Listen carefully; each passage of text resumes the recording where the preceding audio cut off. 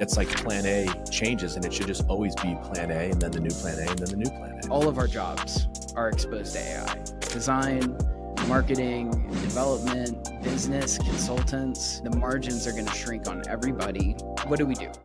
Welcome to Raising the Flipping Bar, the go-to podcast for aspiring and seasoned real estate investors. I'm your host, Derek Marlin, and I'm the CEO of Elevation.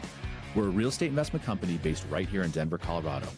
We'll dive into smart investment strategies, market insights, and essential tips for scaling your real estate ventures.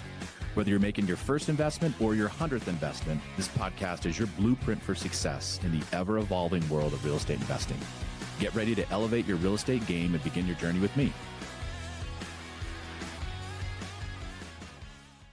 Hey everybody, welcome back to another episode of Raising the Flipping Bar. I'm your host, Derek Marlin, and I know I say this every episode. There probably will never be one where I say that I'm not excited because that would be a crappy intro, but I'm extra excited to have our guest on today because he has architecture background, design background, working with municipalities, a super innovator in the AI space and technology space, and a founder. And the cool thing is, I don't want to do cart before the horse, but I'm sure there's so much that there'll probably be 2 episodes, so stay with us. But welcome Eli Wood from Black Flag Design. Thank you so much for having me. I enjoy every time we get a chance to talk, so it's a pleasure. Cool. We'll jump in today, and I always ask our guests, it's fun because we've gotten to know each other a little bit, so I know a couple fun facts, but I have a feeling you'll probably pull out a wild card. We always ask our guests, like, tell us some fun fact, something crazy, something random, doesn't have to be business. Give us something that people be like, oh my gosh, I never would have thought of that about you. It's like that 2 truths and a lie, right? Yes. So maybe I should make you guess one. Oh, that'd be good. No, I think my fun fact, probably, I was actually the closest thing that I could imagine to a fine artist in high school. Okay. So had museum quality art go up in Museum of Fine Art in Houston. Really? Yeah, and had some pieces displayed in Hobby Airport, George Bush Intercontinental. So you probably walked by my art if you were walking through those airports back in 2016, 2015. No way. Yeah, through the Houston Livestock Show and Rodeo in high school, I competed. They had art competitions where it would go to auction. It was one of the best ways to put cash in your pocket for college. Yeah. And was lucky enough to place well. And wow. Yeah, my pieces actually got displayed at Museum of Fine Art. That's probably my fun fact. Yeah. I love that. That's unique. We've never had that before. That's a really interesting fun fact. Well, I really like that because where we'll go with today's episode, I don't think anybody would have picked that. I think people think super smart from design, computer science, technology background, the art side wouldn't really play. But now knowing you, it actually makes perfect sense. And I think that's why you guys are so successful. Yeah, I think with AI, especially, creativity is on the table. We never thought computers would be making art and imagery and able to write for us and be creative. The generative nature of AI was relatively unpredicted. And there was a lot of research that went into making it that way. Yeah. So we talk a lot about creativity, relationships to like sculpting and drawing, and so much of it now has those qualities. Yeah. So it's been a pretty natural sort of transition. I'm thankful for the design background because it lets me talk to technologists in a different way. Yeah. No, that's really, really well said. And what I love is I want to learn about your journey a little bit. You've got at least almost 10 years of unique technology experience, AI experience, working for Fortune 500 companies. Instead of people just saying, tell me about your background, I feel like people have different milestones in their journey, but just tell us a little bit about your journey and some of those milestones. Sure. I mean, that moment of selling art and changed my perspective from going to work at the plumbing business or going to junior college to a 4-year degree was on the table all of a sudden as a senior. And that was a big milestone. Horizon expanded when studied architecture because I could draw and was quite adept at it. And then architecture education was invaluable. We designed furniture, we designed products, we designed entire building systems, HVAC, structures, everything, right? All the way into the physics of it. And that was meaningful because I think that's getting into technology, right? Understanding how these systems work. All of a sudden, building information modeling came up and 3D building tools, scheduling tools, collision tools, all of it was fascinating. And so I started working for the state of Texas in college, commercializing technology, drawing technology, patent drawings, helping founders go from napkin sketch to functional or even 3D printed prototype. And so after that, I was like, okay, products are amazing. Small scale stuff is amazing. Impact isn't just like how many people see your building. It's how many people touch your tools and your business. And that really shaped me to go into startups and founding companies. Keith, my current partner at Black Flag, he and I started our first startup back in 2016, doing home services using augmented reality, where people could scan their fridge that was on the fridge, and then they could actually send that to a service contractor so they could triage it and identify a fix, bring the right tools, bring the right equipment at the right time. So you don't have like duplicate service call fees and back and forth, and things could get fixed faster. And we were doing quite well. At one point, we had about $30,000 in gross market volume through the product. We weren't taking any fees at the time, so it's not technically revenue, but it was a fascinating experience in entrepreneurship and in the business world. And then I started helping companies prototype startups. That led to consulting engagements with bigger companies. That got me into design consulting. Went and did that at a global agency after that. And then now, as an independent agency, we've got teams just building product for people. And so in hindsight, it was a natural progression, but it definitely felt like a winding sort of branching journey, right? There was not really a clear end state. I never was like waking up thinking I'm going to start an agency. That wasn't really the plan. And that's really cool, because I think a lot of times people think that entrepreneurs have this linear progression up and to the right. And it's such a windy road, a crazy road, cliffs and valleys. And you're right, you don't know until you look back of how you can pin those things together. But it does make perfect sense, but it probably didn't make remotely perfect sense at the time. No, it's always just the like periodic decision of what plan A is.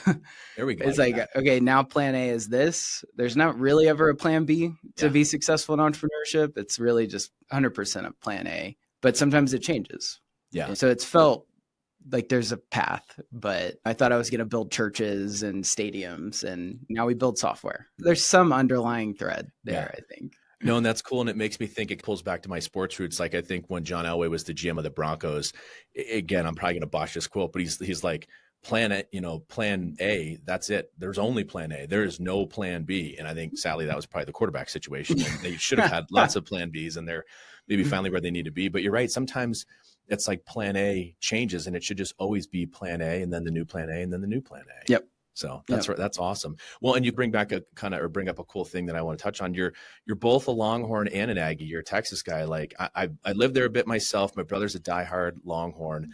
Remind me which school you did what, and does that cause family strife, or is everything okay with it? Yeah, everything's okay. I think my family's just proud. Honestly, I'm the first person in my, immediate family to go to college at that degree, at that level, I would say. Some community college and junior college, but to get the 4-year architecture degree, and the first choice, UT, but they wanted me to take 5 years, and it felt like a money grab. So I was like, I'm going to save that money. And I was even thinking of just going to junior college first, but this old pipeline guy, oil field guy named Tom Tudus was friends with my father, who was an oil field hotshot driving parts out to locations. And Tom heard that I was considering not going to UT. And he called me and he said, I'm an Aggie, and I want to tell you everything about Texas A&M and why you should care about it. We wound up talking on the phone for 4 hours, just stories and why A&M's great. He was an amazing person. And then a couple of weeks after that conversation, I get a package from him, and he obviously got my address from my dad. And in it was his camera from his time at Texas A&M. And he sent it to me, and he said, no matter where you go to college, use this to document it. And so I signed my application to Texas A&M that day. So it's all in the family. It's all friendly. Wound up going to UT for a master's degree to pursue architecture further. But once the economics became clear and the sort of industry dynamics became clear, I was like, wait, I can't be licensed for almost 6 years after. I can't really lead a project like I have been already in school or for the state of Texas. So I wound up dropping out halfway of UT. Yeah. And so my resume still says on sabbatical. Oh, I like it. So I hope to go back and finish it because I care a lot about the creative lessons and buildings when I'm older for that creative outlet. Yeah. I think. No, but that's awesome. I've got to make money in the short term. Dealing with hard money lenders is the biggest headache real estate investors have. I thought that's just how hard money had to be until I met Backflip. Backflip is changing the lending game by actually making loans stress-free. And I know this firsthand because I personally use them for my own deals. Let me tell you, their free app makes real estate investing effortless. With just a few taps, I can apply for loans tailored exactly to my needs, whether it's low interest rates, high leverage, or even deferred payments. The best part, I can secure financing in less than 2 weeks, making it easier to scale my business and close more profitable deals. But it doesn't stop there. Backflip instantly provides all the data I need to estimate profits, including a curated list of high-quality comps, saving me hours of work. Unlike other lenders who disappear after funding, Backflip is a true partner for elevation. Their team is always just a call away and ready to answer any questions and offer support. With Backflip, you get the data and the cash you need to jump on good investments quickly and with confidence. Click the link in the show notes to download the free app. Now let's get back to the show. The cool thing is I really want to get into kind of what you guys are doing more today at Black Flag. And the fun thing that we've got is that you guys have been members at the Broadway Collective. We've seen you not only literally, but physically grow. You've gone from smaller offices to bigger offices to more people. Again, I know kind of scratching on the surface, but maybe let's talk a little bit about the inception of Black Flag, and we can talk then about your current growth and trajectory. Sure. So Black Flag actually started as reagent design back in 2012 in college. I'd spun up an LLC actually because a friend at the time was an out-of-state student at school. And we learned that if you spin up an LLC and have a local address, you get in-state tuition. Really? Yeah. It's that easy? He was so smart. I got to check out that for my kid. That's amazing. It was a crazy loophole that he used coming from Iowa to pay in-state tuition. Yeah. And I don't think it's a loophole. I think encouraging entrepreneurs to build businesses and start businesses is awesome. Yeah. That got him residency faster. I was like, absolutely, Mitch. And now Mitch is a successful architect out in, I think, Portland or Nashville. Okay. So shout out Mitch. So we actually never did any business together though, right? Okay. We got him registered, got his in-state tuition, and I just used it as a LLC to do independent contracting work for a long time. And so I've been building independent work as a sort of side hustle or additional income stream on top of W-2 work for a long time. Yeah. And then at the sort of bedrock shattering moment of ChatGPT back in November 2023, I was talking to my friends. I was looking around. I'm like, whoa, all of our jobs are exposed to AI. Design, marketing, development, business, consultants. The margins are going to shrink on everybody. What do we do? What do we want to focus on? And the conclusion that we landed on to make the decision to switch to Black Flag, to really focus on it as a creative agency, creative technology agency, was to just get paid to iterate on AI ideas. That was our fundamental thesis and our 1-year goal. Was we want to get paid making AI because we're not hobbyists. We're professionals with 10 years of experience. We didn't want to just tinker in our garage. We want to partner with business. We want to help them use AI ethically, safely, and quickly. It's a breakneck race right now.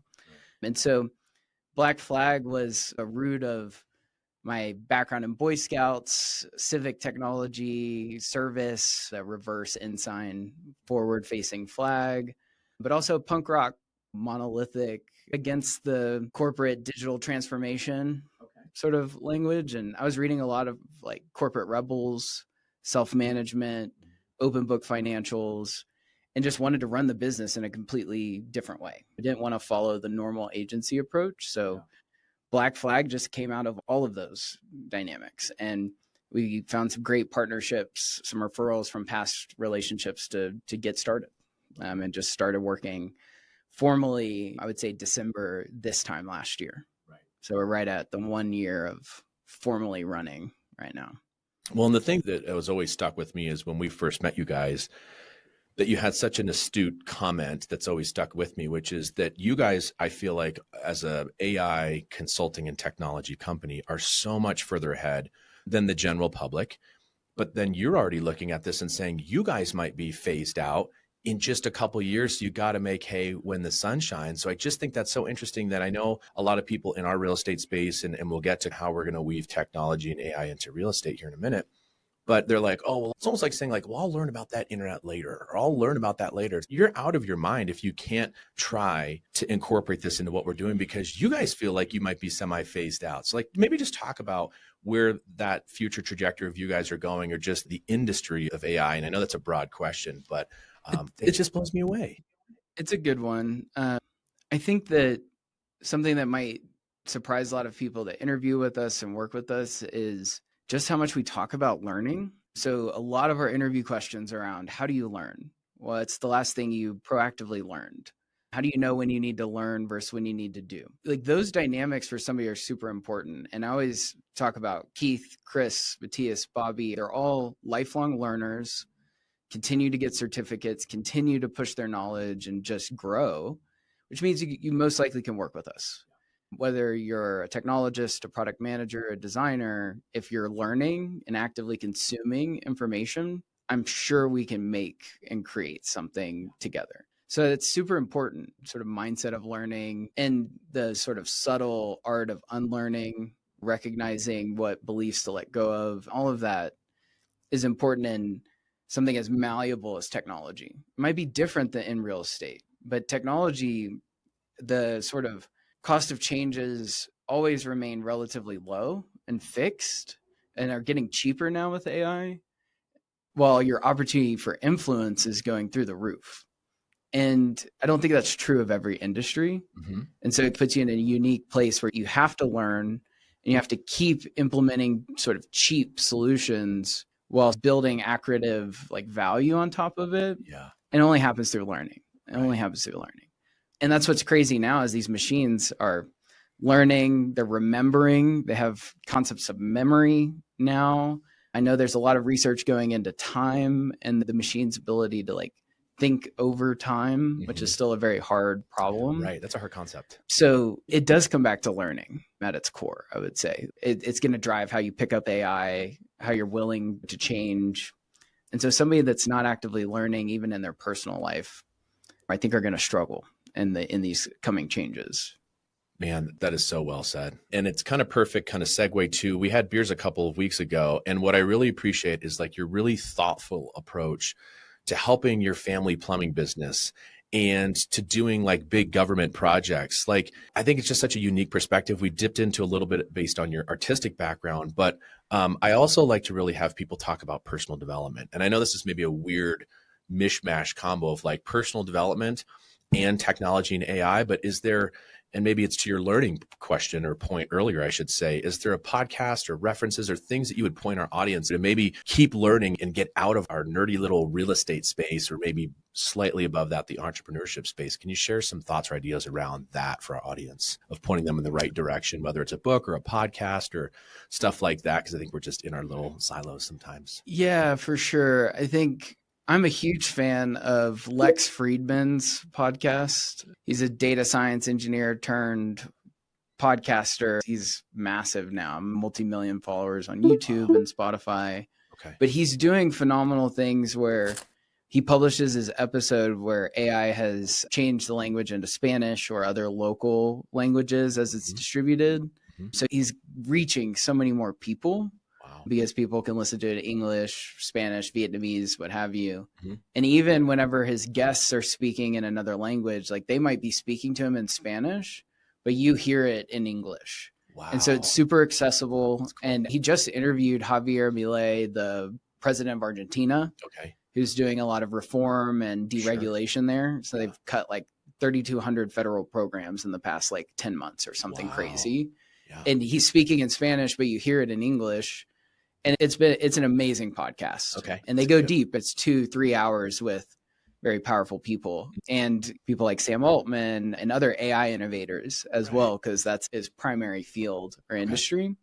But also, I think another sort of recommendation I would have is Channel 5 News with Andrew Callahan is a YouTube news organization. They're rapidly growing in Mexico, the US, Canada, and a lot of other Spanish speaking countries because they're doing the same strategy where they overdub with AI automatically, and they're reaching a ton of people. So I think you're going to see more media like that, where their reach will just like, we're going to see huge media companies blow up because they can distribute using AI in many different languages. And Channel 5 News is doing really good on the ground, just unbiased. They'll interview somebody at the Harris Walls rally, and then they'll go to the Trump rally the next day, and then they'll go to the Green Party. Like, it's just very open and guerrilla style. And I really like it as an inspiration. You see things that you wouldn't have seen normally. Almost like the heyday of Vice, back when Vice was good. Or because didn't they crater? They failed, right? Or are they still around? Yeah. But that Vice would have historically been a reference for people to see something else. But then lastly, from a tool standpoint, I've started using a tool called Ground News, which actually plots out all media sources across a single topic. So like Trump's reelection, you'll see all of them presented next to each other, and you'll see a scale of bias and leaning, whether it's right or left, or specific topics, that talking points that emerge across sources and things. And it's a really good way to take in media with a very like satellite view, and then decide what you want to read, which is cool. It's really cool. That's really interesting, because where my mind went with that one is, in our world, we had the NAR lawsuit settlement, the National Association of Realtors. But what you just brought up spurred something for me about that. I like that term, satellite. So everybody, I feel like, gets so ingrained in quote unquote their media, whichever way that it leans, but you need to take that 30,000 foot perspective. And in our world, the National Association of Realtors had this big settlement, and it was all through the lens of whether it was positive or negative, or the world was ending, based on your frame of reference. Versus if you could have had that tool and that score, maybe you lean into the, I'm not going to say the right data, but maybe more appropriate data or resources, instead of just from NAR or just from an investor or just from an economist or whatever. So that's cool. The world is very gray. We all want it to be this like black versus white dichotomy, a clear choice. But my time at the state of Texas and at the city of Austin definitely showed me that not everything is streamlining and efficiency. Sometimes emotions matter and people matter. And it's always just good to remember that. Even if it feels like things are devolving, we're in a really gray area that just takes a lot of conversation and a lot of work, which is why I like what Andrew Callahan and Lex Friedman are doing to get out of the sort of repetitive traps. Nice. No, I think that's really, really well said. So what I want to get into, but if you've got some time to stay with us, I'd love to make this a 2-part episode. So our audience, everybody hang with us. We're going to talk about tools that people can use day to day in their business. Again, as we narrow the focus, we started so wide and so top level. We'll come down to AI in real estate. So hopefully you can come back and join us, Eli. Oh, absolutely. Okay. Absolutely. You know where to find me. Okay, awesome. Well, you guys, thank you so much for tuning into today's episode. Please join us here in a minute for part 2. And thank you. And we will catch you guys on the flip side. Thanks for tuning in to this week's episode of Raising the Flipping Bar. If you found value in our insights and stories, let's keep the conversation going. Connect with me on social media and be sure to share this episode with friends or colleagues who might benefit. Your feedback and reviews help us grow and reach more listeners like you. So please, if you enjoyed this episode, leave us a review. Thanks again to the Elevation Academy for sponsoring today's show. If you're interested in learning more, click the link in the show notes below. And remember, every property tells a story, every deal brings a lesson. Keep reaching for those goals, and we'll catch you on the flip side. Hey, everybody. Thank you so much for listening and watching Raising the Flipping Bar. Just a basic overall disclaimer is that A, this is not legal advice. B, this is not tax advice. C, this is not financial advice. I hope you get the gist, but I'm obviously not a lawyer, not a CPA. Hell, I'm not even a real estate agent, actually. But in general, we hope you get a ton of value out of this, but there is a bit of a disclaimer. Please consult a professional if you have any questions whatsoever. Thanks.